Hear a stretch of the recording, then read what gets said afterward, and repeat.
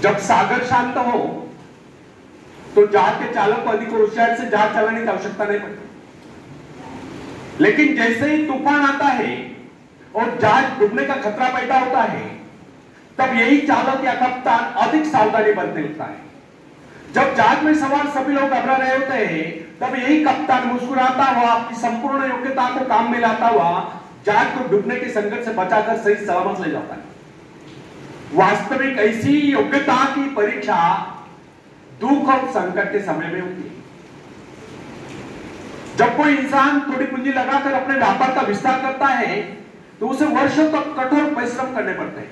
इस परिश्रम से वो कुछ कमाने को होता है। यह परिश्रम उसके विजय का प्रतीक होते हैं। अपने ग्राहकों को शब्द जाल में फंसाकर वो अपने व्यापार को बढ़ाता है और एक दिन सफल व्यापारी बन जाता है। बाद में छोटे मोटे कारोबारी संकट उसका कुछ नहीं बिगाड़ पाते। जो लोग इससे पहले उसे कम पूंजी वाला समझकर उसका मजाक उड़ाया करते थे, आज वही लोग उसकी सफलता की प्रशंसा करते नजर आते हैं। इसे कहते हैं अपने हाथों अपने भाग्य का निर्माण, आत्मशक्ति का चमत्कार। फ्रेंड्स, जिसके पास धन की शक्ति हो, उसे शिक्षा प्राप्त करके या विद्या प्राप्त करके आत्म विकास करने का अवसर कहां है?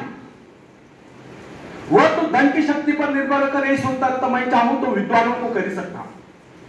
लेकिन फ्रेंड्स, जो विद्या प्राप्त करना सबसे जरूरी समझता है, वह रात रात भर अध्ययन करता रहता है, क्योंकि उसे पता है कि उसका कोई सहारा नहीं है। सहारा बनेगा तो वह उसका अपना स्वयं का ज्ञान। जिस आदमी को पता हो जाता है कि उसे बाहरी सहायता मिलना बंद हो गया है, वह या तो अपने पांव पर खड़ा हो जाएगा, गिर जाएगा। वास्तविक उस समय उसे बहुत ही कठोर परिश्रम की आवश्यकता महसूस होती है। असफलता के कलंक से बचने के लिए उसे अपने व्यक्तित्व की रक्षा करनी चाहिए।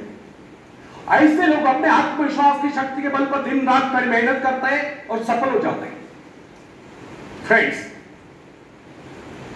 जब मनुष्य पर संकट की घड़ी आ जाती है, जब वह किसी भी तरह से अपनी जीविका चलाने में असमर्थ हो जाता है, तब कोई विरला ही होता है जो सफलता प्राप्ति के लिए खून पसीना एक कर देता है, ताकि उसे असफलता का मोह न देखना पड़े।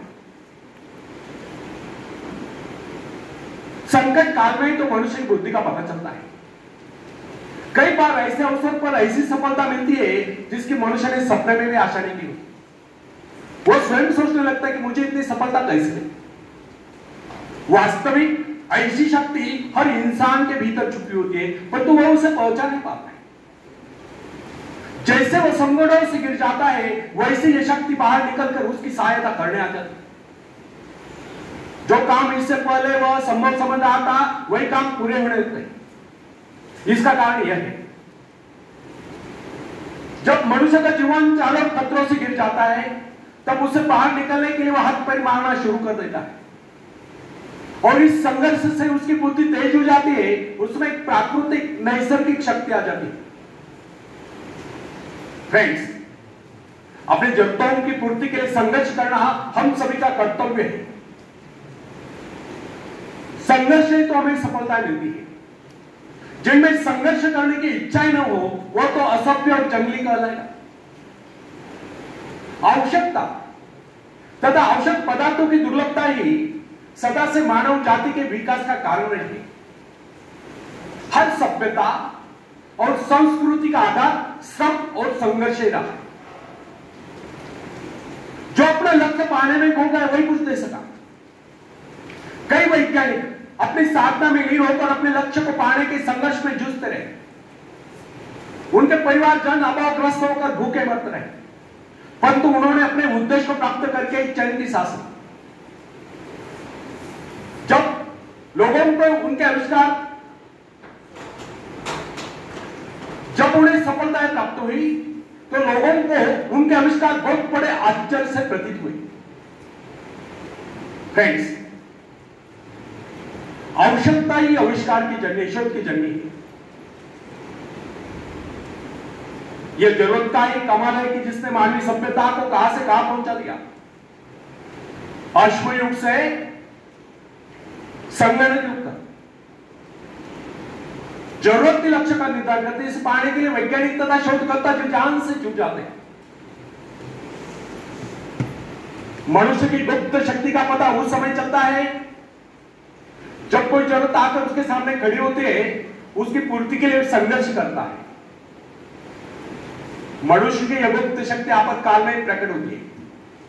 इसका सीधा अर्थ यह हुआ, यदि मनुष्य को किसी वस्तु की आवश्यकता ही न हो तो उसके आंतरिक शक्ति का अंत हो जाए। बाहरी सहायता लेने से भी इस आंतरिक शक्ति को बाहर निकलने का अवसर नहीं। जो काम इस शक्ति द्वारा लिया जाने वाला था, वही काम हम दूसरों की सहायता लेकर झटपट कर डालते हैं और पंगु तथा शक्तिहीन बनते हैं। इसलिए हमें एक बात कदापि नहीं भूलनी चाहिए कि अपने मित्रों की सहायता लेने के बजाय या दूसरों की सहायता लेने के बजाय अपनी आंतरिक शक्तियों की सहायता लेना हमारे लिए अधिक उचित होता। क्योंकि आत्मनिर्भरता एक ऐसी शक्ति है जो मित्रता यानी कि मित्रों से भी सहायता, प्रभाव, दूसरों का प्रभाव, धन संपत्ति, दाम करी काम, पैसे से लिया हुआ काम, ऊंचा वंश यानी कि ऊंचे खानदान में जन्म को आए हुए व्यक्ति का सहारा लेना या बाहरी किसी भी प्रकार की सहायता, इन सब की सामूहिक शक्ति से ही शक्तिशाली होती है। इन शॉर्ट, आत्मनिर्भरता एक ऐसी शक्ति है जो मित्रता, प्रभाव, धन संपत्ति, ऊंचा वंश या बाहरी किसी भी प्रकार की सहायता, इन सब की सामूहिक शक्ति से ही शक्तिशाली होती है। आत्मनिर्भरता की सहायता लेकर मनुष्य भीषण से भीषण बाधाओं को भी पार कर जाता है, भयंकर कठिनाइयों पर भी विजय प्राप्त करता है, बड़े से बड़े आविष्कार यानी कि शोध करने में भी सफल हो जाता है। इंसानी गुणों में सबसे अधिक शक्ति आत्मनिर्भरता की है। जो इंसान अपने सहारे जीता है, जो अपने बल पर चलता है, जो अपने लक्ष्य पर चट्टान की भांति डटा हुआ है, जो बाधाओं को सामने देखकर जरा भी विचलित नहीं हुआ, जिसे अपनी कार्य शक्ति और कार्य कुशलता और कर्म शक्ति पर पूरा विश्वास है, वही सफल होता है। सत्य, पवित्रता और सुंदरता पर प्यार करना मनुष्य का स्वभाव है। जो व्यक्ति मौलिक विचारों के बल पर जीता है, जिसके कुछ सिद्धांत हैं जिन पर वह अड़ूट रहता है, जो अपने उसूलों पर दृढ़ता से कायम है, लोग उसे आश्चर्य से देखते हैं, उसके अनुयायी यानी कि शिष्य बनने का प्रयत्न करते हैं, क्योंकि लोगों के दृष्टि में वो महान है। फ्रेंड्स,